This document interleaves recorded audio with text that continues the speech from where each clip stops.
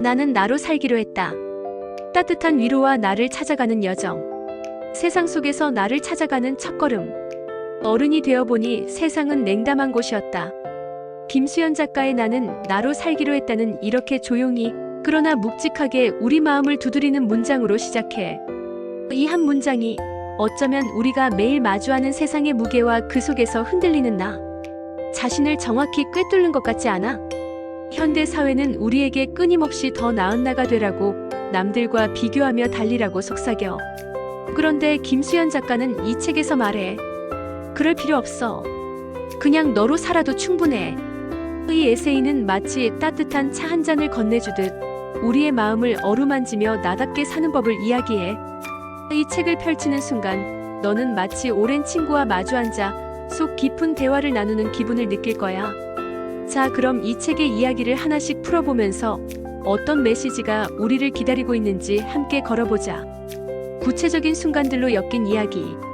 나는 나로 살기로 했다는 김수연 작가가 자신의 삶과 경험을 바탕으로 쓴 에세이집이야. 총 5장으로 나뉘어 있는데 각 장마다 현대인들이 겪는 고민과 그에 대한 작가의 따뜻한 답변들이 담겨 있어.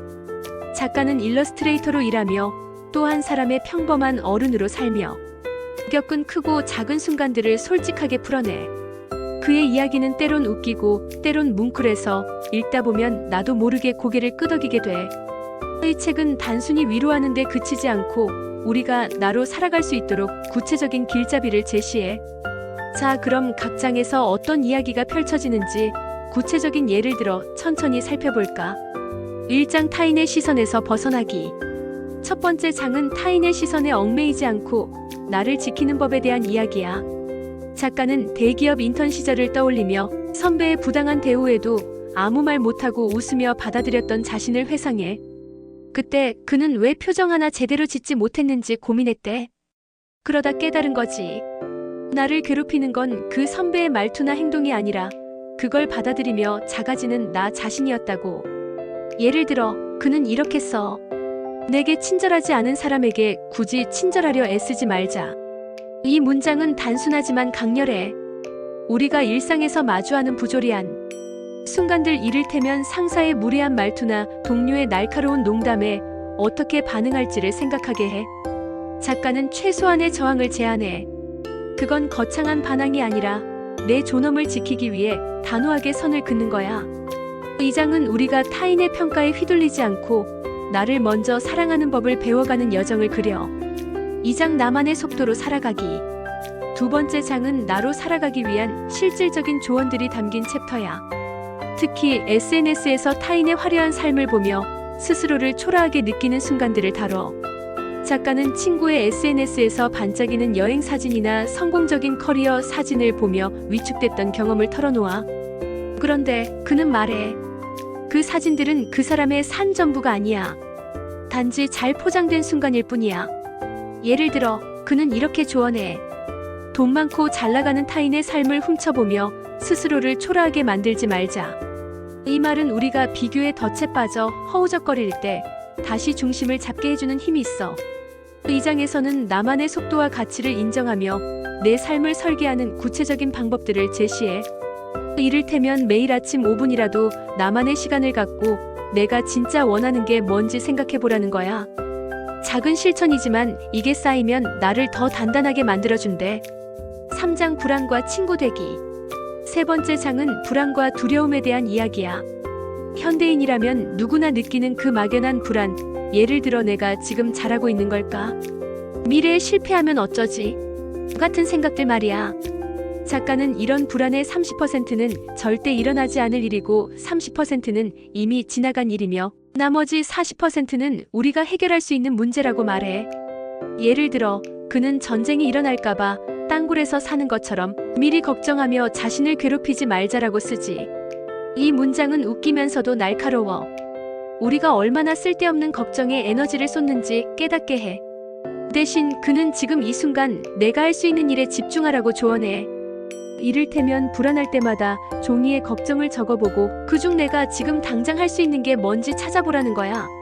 이 장은 불안을 완전히 없애는 게 아니라 불안과 친구가 되어 잘 다루는 법을 알려줘. 4장 서로의 울타리가 되어주기. 네 번째 장은 관계 속에서 행복을 찾는 이야기야. 작가는 경쟁과 차별이 만연한 사회에서 우리가 서로를 밀어내기보다는 서로의 울타리가 되어줘야 한다고 말해. 예를 들어 그는 직장에서 동료 간의 미묘한 경쟁이나 차별이 자존감을 깎아내는 순간들을 공유해.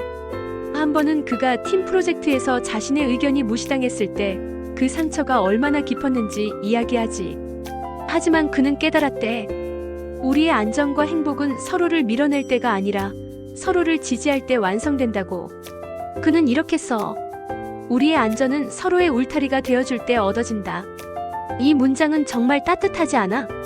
이 장은 개인의 자존감을 넘어 타인과 함께 만들어가는 행복의 가치를 말해. 이를테면 친구가 힘들 때 조용히 손을 내밀어주는 것, 동료의 작은 성공을 진심으로 축하해주는 것 같은 실천을 제안해. 5장 좋은 삶, 나만의 정의 내리기. 마지막 장은 좋은 삶이란 뭘까에 대한 성찰이야. 작가는 좋은 삶이란 타인의 인정이 아니라 나를 사랑하고 존중하며 살아가는 것이라고 말해. 그는 취업 준비생 시절 실패와 좌절로 가득했던 때를 떠올리며 자신을 애매한 어른이라고 불렀던 순간을 공유해. 그때의 초라함은 누구나 겪을 법한 거잖아. 하지만 그는 그 순간에도 자신을 믿고 나아가는 게 진정한 나로 사는 삶이라고 결론짓지. 예를 들어 그는 완벽하지 않아도 괜찮아. 나를 사랑하는 게 좋은 삶의 시작이야 라고 쓰며 우리에게 자신만의 기준으로 삶을 정의할 용기를 줘. 이 장은 책의 마무리답게 우리의 삶을 돌아보고 나만의 좋은 삶을 찾아가는 여정을 그려. 이 책은 이렇게 작가의 솔직한 경험과 따뜻한 문체, 그리고 귀여운 일러스트까지 더해져 독자들에게 깊은 공감을 선사해. 읽다 보면 어느새 나도 모르게 내 삶을 돌아보고 작은 변화를 시도하고 싶어져. 나를 지키며 살아가는 법. 이 책의 중심에는 나로 살아가는 것의 소중함이 있어. 김수연 작가는 우리가 세상의 냉담함과 비교, 불안 속에서도 자신을 잃지 말라고 속삭여. 그 메시지는 단순히 위로로 끝나는 게 아니라 실천 가능한 삶의 태도를 제안해. 자, 이 책이 전하는 핵심 메시지를 좀 더 깊이 들여다볼까? 1. 자존감은 나를 존중하는 데서 시작돼. 작가는 자존감이 타인의 인정이나 성공에서 오는 게 아니라고 말해. 그건 내가 나를 어떻게 대하느냐에서 시작되지. 예를 들어 그는 직장에서 부당한 대우를 받을 때 침묵하지 않고 단호하게 그건 부당하다라고 말하는 게 중요하다고 해. 그건 큰 싸움이 아니라 내 존엄을 지키는 작은 실천이야. 이 메시지는 우리가 일상에서 자주 마주하는 순간, 이를테면 상사의 무례한 농담이나 친구의 무심한 말에 어떻게 반응할지를 고민하게 해. 비교는 불행의 문을 여는 열쇠야. SNS와 경쟁 사회는 우리를 끊임없이 비교의 늪으로 끌어들여. 작가는 말해. 타인의 화려한 삶은 너의 삶과 비교할 필요 없어. 예를 들어 그는 친구의 SNS에서 반짝이는 해외여행 사진을 보며 위축됐던 순간을 떠올리며 그게 진짜 행복이 아니라는 걸 깨달았다고 해. 대신 그는 우리에게 나만의 속도와 가치를 믿으라고 조언해. 이 메시지는 특히 현대인들에게 큰 울림을 줘. 우리가 얼마나 쉽게 타인의 삶을 부러워하며 스스로를 깎아내는지 돌아보게 되니까. 3. 불안은 없앨 수 없지만 다룰 수는 있어. 불안은 현대인의 숙명이야. 작가는 불안을 완전히 없애는 건 불가능하지만 그걸 관리하는 법을 배울 수 있다고 해. 예를 들어 그는 걱정의 30%는 절대 일어나지 않을 일이고 30%는 이미 지나간 일이라고 말해. 나머지 40%는 우리가 지금 당장 할 수 있는 일로 해결할 수 있는 문제들이지. 이를테면 시험 결과가 걱정된다면 지금 공부할 수 있는 부분에 집중하라는 거야. 이런 실질적인 조언은 불안에 휘둘리는 우리에게 단단한 중심을 잡아줘. 4. 행복은 관계 속에서 완성돼. 작가는 개인의 행복이 혼자만의 것이 아니라고 믿어. 그는 경쟁과 차별이 만연한 세상에서 서로를 지지하고 공감하는 관계가 중요하다고 말해. 예를 들어 그는 직장에서 동료의 성공을 질투하기보다 진심으로 축하해주는 게 더 큰 행복으로 돌아온다고 해. 서로의 울타리가 되어주자라는 이 문장은 개인의 자존감을 넘어 사회적 연대의 가치를 이야기해. 이 메시지는 우리가 타인과 맺는 관계를 돌아보게 하고 더 따뜻한 세상을 꿈꾸게 해. 5. 좋은 삶은 나만의 정의로 만들어져. 궁극적으로 이 책은 좋은 삶이란 내가 나를 사랑하고 내 가치를 인정하는 것이라고 말해. 작가는 성공이나 타인의 기준이 아니라 나만의 기준으로 삶을 살아가라고 응원해. 예를 들어 그는 실패한 취업 준비생 시절의 초라함을 공유하며 그때도 자신을 믿었던 순간들이 결국 지금의 자신을 만들었다고 해. 이 메시지는 우리에게 나만의 좋은 삶을 정의할 용기를 줘. 이 책이 주는 시사점 나와 세상을 다시 보게 하는 힘. 이 책은 단순히 개인의 이야기를 넘어 현대 사회를 살아가는 우리에게 깊은 시사점을 던져. 이 책을 읽으며 우리가 무엇을 배울 수 있는지 하나씩 풀어볼게. 1. 자존감을 지키는 건 삶의 기본. 현대 사회는 우리를 끊임없이 타인과 비교하게 만들고 그 속에서 자존감을 잃기 쉬워. 이 책은 자존감이 외부의 인정에서 오는 게 아니라 내가 나를 어떻게 대하느냐에서 시작된다고 말해. 예를 들어 직장에서 무례한 대우를 받을 때 침묵하며 참는 대신 단호하게 선을 긋는 게 중요해. 그건 단순한 반항이 아니라 나를 지키는 최소한의 행동이야. 이 시사점은 우리가 일상에서 마주하는 크고 작은 순간들에서 주체적으로 살아갈 용기를 줘. 2. 비교의 덫에서 벗어나기. SNS와 자본주의 사회는 우리를 비교의 덫으로 끌어들여. 이 책은 타인의 삶을 부러워하며 스스로를 깎아내는 게 얼마나 불필요한지 깨닫게 해. 예를 들어 친구의 화려한 SNS 사진을 보며 위축될 때 그건 그들의 전부가 아니라 단편적인 순간일 뿐이라고 말해. 이 시사점은 우리가 나만의 속도와 가치를 인정하며 내 삶에 집중할 수 있게 도와줘. 3. 불안을 다루는 실질적인 방법. 현대인들은 미래에 대한 막연한 불안에 시달리기 마련이야. 이 책은 불안을 완전히 없애는 대신 그걸 관리하는 법을 알려줘. 예를 들어 작가는 걱정을 종이에 적어보고 그중 내가 지금 할 수 있는 일만 골라 집중하라고 조언해. 이런 작은 실천은 바쁜 일상 속에서도 바로 적용할 수 있는 방법이야. 이 시사점은 불안에 휘둘리지 않고 현재를 충실히 살아갈 힘을 줘. 4. 관계 속에서 행복을 찾기. 개인의 행복은 혼자만의 것이 아니야. 이 책은 경쟁과 차별이 아닌 공감과 연대를 통해 행복을 만들어가라고 말해. 예를 들어 동료의 성공을 질투하기보다 축하해주는 마음이 결국 나를 더 행복하게 만든다고 해. 이 시사점은 우리가 타인과 맺는 관계를 돌아보게 하고 더 따뜻한 세상을 만들기 위한 실천을 제안해. 5. 나만의 좋은 삶을 정의하기. 마지막으로 이 책은 좋은 삶의 정의를 다시 생각하게 해. 성공이나 타인의 인정에 얽매이지 않고 나를 사랑하고 존중하는 게 진정한 행복의 시작이야. 예를 들어 작가는 실패와 좌절 속에서도 자신을 믿었던 순간들이 결국 지금의 자신을 만들었다고 말해.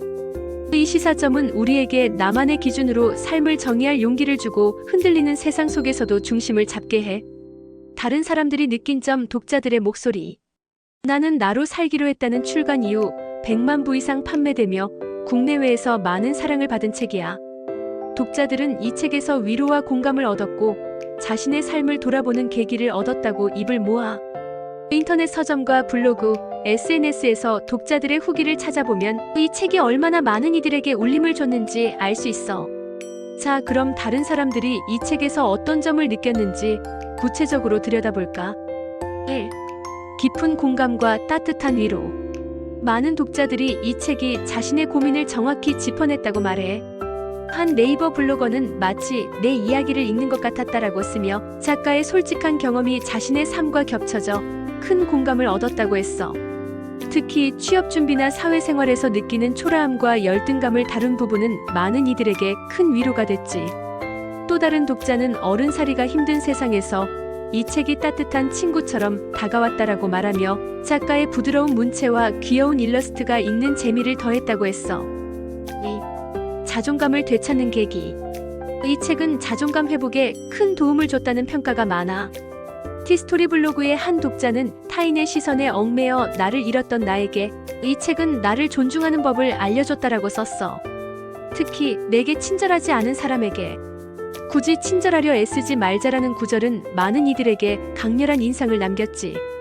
이 문장은 독자들에게 자신을 지키는 용기를 줬고 일상에서 실천 가능한 조언으로 다가갔어. 한 독자는 이 책 덕분에 직장에서 부당한 대우를 받을 때 침묵하지 않고 단호하게 대응할 수 있었다라고 말했어. 3. 불안 관리와 현재에 집중하기. 불안에 대한 작가의 조언은 많은 독자들에게 실질적인 도움을 줬어. 한 독자는 걱정의 30%는 절대 일어나지 않는 일이라는 문장이 특히 기억에 남는다라며 이 책 덕분에 불필요한 걱정을 줄이고 현재에 집중할 수 있었다고 했어. 또 다른 독자는 이 책을 읽고 나서 내가 할 수 있는 일에 몰두하는 습관을 들였다라며 삶에 실질적인 변화가 생겼다고 밝혔지. 이런 후기들은 이 책이 단순한 위로를 넘어 실천 가능한 변화를 이끌어냈다는 걸 보여줘. 4. 관계와 연대의 소중함. 작가가 강조한 관계의 중요성도 많은 독자들에게 공감을 얻었어. 한 독자는 경쟁이 아닌 연대를 통해 행복을 찾는다는 메시지가 새로웠다라며 이 책이 타인과의 관계를 돌아보게 했다고 했어. 특히 서로의 울타리가 되어주자라는 구절은 많은 이들에게 따뜻한 울림을 줬지. 한 독자는 이 책을 읽고 친구가 힘들 때 더 진심으로 다가가려 노력하게 됐다라고 쓰며 관계 속에서 행복을 찾는 법을 배웠다고 했어. 5. 삶의 기준을 새롭게 정의하기. 이 책은 많은 독자들에게 좋은 삶의 정의를 다시 생각하게 했어. 한 독자는 성공이나 타인의 인정에 얽매이지 않고 나를 사랑하는 게 좋은 삶이라는 점이 인상 깊었다라고 했어. 또 다른 독자는 이 책을 읽고 나서 내 삶의 기준을 나만의 것으로 바꾸려 노력하고 있다라며 삶의 방향성을 찾는데 도움을 받았다고 밝혔지. 이런 반응들은 이 책이 단순히 읽고 끝나는 게 아니라 독자들의 삶에 깊은 변화를 불러일으켰다는 걸 보여줘. 너는 어떤 이야기를 쓰고 싶어? 나는 나로 살기로 했다는 단순한 에세이가 아니야. 이 책은 우리가 세상의 냉담함과 비교, 불안 속에서도 자신을 사랑하고 지키며 살아갈 수 있도록 따뜻하게 손을 내밀어. 김수연 작가의 솔직한 이야기와 부드러운 문체, 귀여운 일러스트는 우리를 위로하고 나답게 사는 용기를 북돋아줘. 이 책은 자존감, 불안, 관계, 그리고 좋은 삶에 대한 메시지를 통해 우리의 삶의 단단한 중심을 세워줘. 독자들의 수많은 후기에서도 알 수 있듯 이 책은 단순한 위로를 넘어 삶의 전환점을 만들어줬어. 그렇다면 너는 이 책을 읽고 어떤 이야기를 쓰고 싶어? 혹은 이미 읽었다면 어떤 문장이 너의 마음에 가장 깊이 남았어? 너의 이야기를 들어보고 싶어. 나와 함께 나눠볼래?